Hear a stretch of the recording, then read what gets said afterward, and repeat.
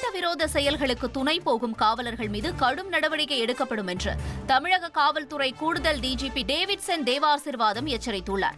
சேலத்தில் செய்தியாளர்களிடம் பேசிய அவர், கொங்கு மண்டலத்தில் முதியவர்களை குறிவைத்து நடக்கும் கொலை சம்பவங்களை தடுக்க கண்காணிப்பை அதிகரித்துள்ளதாக தெரிவித்தார். நீங்க கேட்ட அந்த குறிப்பாக இந்த ஃபார்ம் ஹவுஸ்ல வந்து அட்டாக் பண்ணலாம் நீங்க பாத்தீங்கன்னா, இப்போ லாஸ்ட் ஒரு 10-15 இயர்ஸ் நாங்கள் எடுத்த டேட்டாவில் பார்த்தீங்கன்னா மொத்தம் 26 கொலைகள் ஃபார்ம் ஹவுஸில் மட்டும் நடந்திருக்குது. 26 பீப்புள். நீங்கள் பார்த்தீங்கன்னா ஆவரேஜாக நீங்கள் பார்த்தீங்கன்னா ஒரு ஃபர்ஸ்ட் ஒரு 5 இயர்ஸ் 10 இயர்ஸில் ஃபர்ஸ்ட் 5 இயர்ஸ் 6 இயர்ஸ் பார்த்தீங்கன்னா ஒரு 13, இப்போ ஒரு 13. அது ஆல்மோஸ்ட் அந்த இது ட்ரெண்டு சேமாக இருக்குது.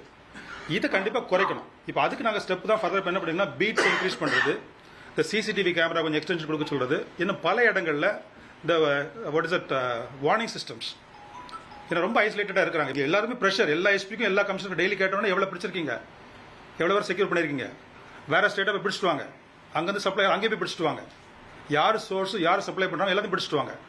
அந்த அளவுக்கு ஸ்ட்ராங்காக பண்ணிட்டு இருக்கோம்.